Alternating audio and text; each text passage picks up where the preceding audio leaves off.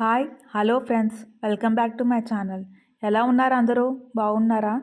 ఈరోజైతే నేను సింపుల్గా మష్రూమ్ బాత్ అయితే చేసేసాను.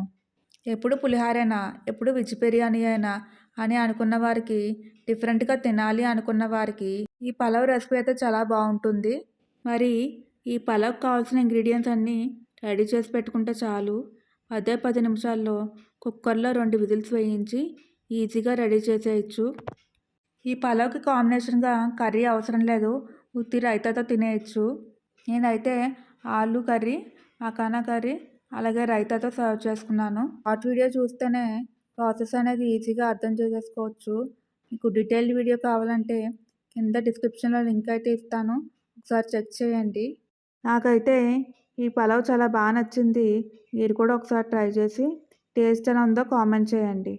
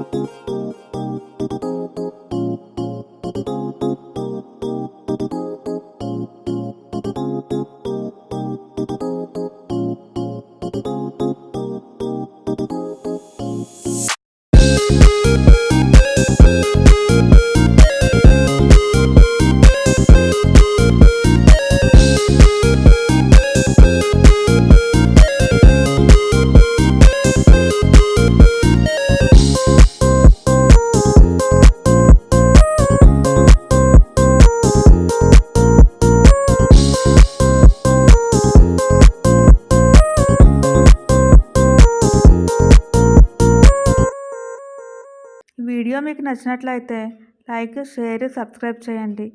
Thanks for watching the video.